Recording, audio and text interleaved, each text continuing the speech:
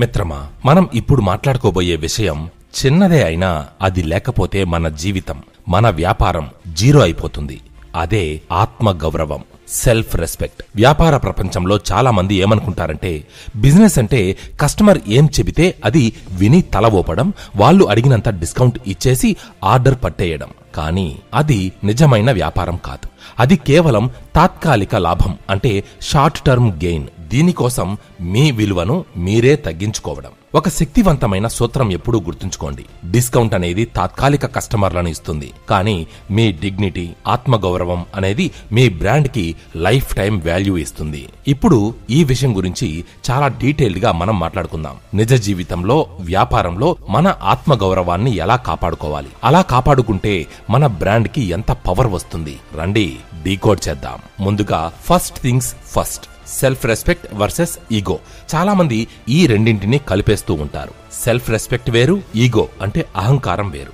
ఇక్కడ ఈగో అంటే నేనే గొప్పోడిని, నా మాటే నెగ్గాలి, ఎదుటి వాళ్లతో సంబంధం లేదు అనేది. ఇక్కడ ఇతరుల పట్ల చిన్న చూపు, వాళ్లను కించపరిచే ఆలోచన ఉంటుంది. ఇక సెల్ఫ్ రెస్పెక్ట్, ఆత్మగౌరవం. నా పనికి, నా శ్రమకు, నా టైంకి ఒక విలువ ఉంది. ఆ విలువకు తగ్గ ధరనే నేను అడుగుతాను. అందులో నేను కాంప్రమైజ్ అవ్వను. కానీ ఎదుటి వాళ్లకు నేను ఇచ్చే క్వాలిటీ, రెస్పెక్ట్ లో మాత్రం హై స్టాండర్డ్ మెయింటైన్ చేస్తాను అని. చూసారా, డిఫరెన్స్ చాలా క్లియర్ గా ఉంది. మీరు ఒక కస్టమర్ తో సార్ ఈ ప్రైస్ తగ్గించలేను అని మీరు నవ్వుతూ నిలకడగా చెబితే అది ఆత్మగౌరవం. అదే నేను ఇంతే అడుగుతాను, నీకు ఇష్టం ఉంటే తీసుకో లేకపోతే పో అని చెబితే అది అహంకారం. మనం ఎప్పుడూ మొదటి దాన్నే ఫాలో అవ్వాలి. ఆత్మగౌరవం అనేది మీ వ్యాపారానికి స్పష్టత అనగా క్లారిటీ ఇస్తుంది. నంబర్ 2, డిస్కౌంట్స్ మాయాజాలం. ఇది ఒక ప్రమాదకరమైన డ్రగ్.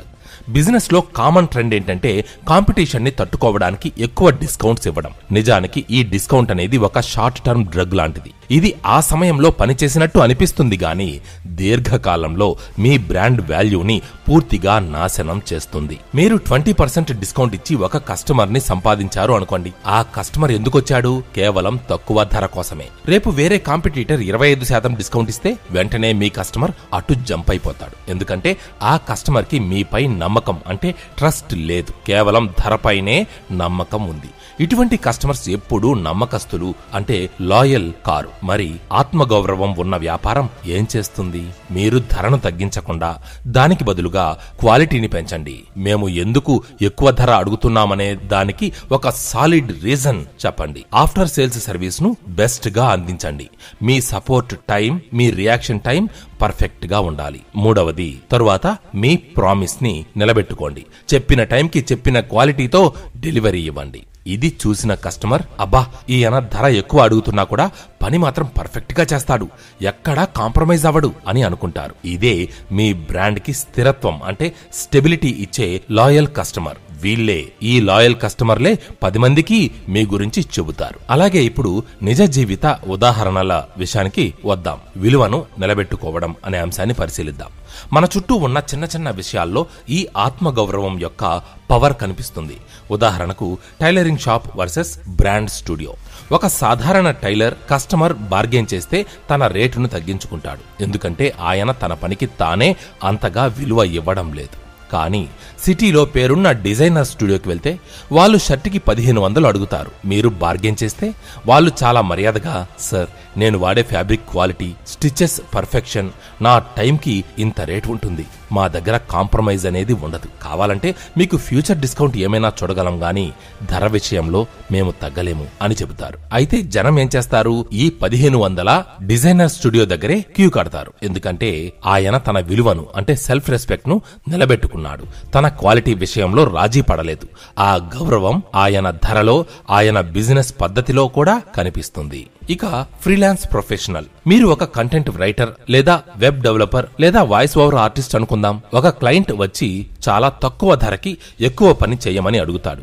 ఆత్మగౌరవం ఉన్న ప్రొఫెషనల్ ఏం చేస్తారంటే, సార్ నా రేట్ ఇది, ఎందుకంటే ఈ పనిలో నా 10 ఏళ్ల అనుభవం, నా నాలెడ్జ్, నా క్వాలిటీ టైం ఉపయోగించబడుతుంది. నేను తక్కువ ధరకు చేస్తే ఆ క్వాలిటీని ఇవ్వలేను, అది మీకు నష్టం, నా బ్రాండ్ కు చెడ్డ పేరు. మీకు బెస్ట్ క్వాలిటీ, బెస్ట్ అవుట్పుట్ కావాలంటే నా దగ్గర చేయించుకోండి, నా ధరలో మాత్రం, నా రేట్లో మాత్రం తగ్గలేను అని ధైర్యంగా చెప్పగలగాలి. ఈ మాటలు విన్న తరువాత సీరియస్ గా బిజినెస్ చేయాలనుకునే క్లయింట్ వెంటనే మీకే పని ఇస్తాడు. ఎందుకంటే మీరు మీ పనిపై కాన్ఫిడెన్స్, నమ్మకం చూపించారు. ఆత్మ గౌరవం అంటేనే మీ టైంకి మీరు ఇచ్చే వాల్యూ. తరువాత సెట్టింగ్ బౌండరీస్. ఇదే ఆత్మ గౌరవం.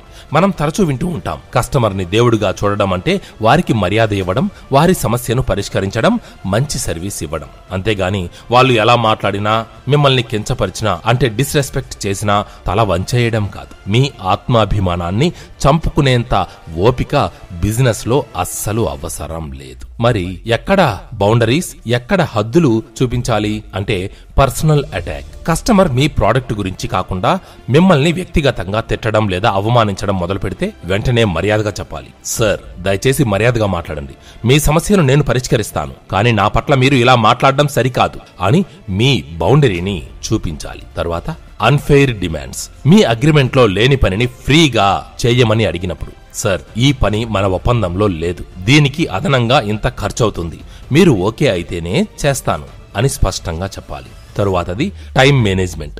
రాత్రి 10 గంటల తర్వాత కూడా మీకు ఫోన్ చేసి ఆర్డర్లు ఇవ్వడం లేదా పనులు అడగడం చేస్తే, సార్ దయచేసి మా వర్కింగ్ అవర్స్ లో కాల్ చేయండి, ఈ టైంలో నేను రెస్ట్ తీసుకుంటున్నాను అని సున్నితంగా చెప్పండి. మిత్రమా, మన కమ్యూనికేషన్ ఎప్పుడూ ఇలా ఉండాలి. మంచి భాష, ఖచ్చితమైన టైం, క్లియర్ కమ్యూనికేషన్.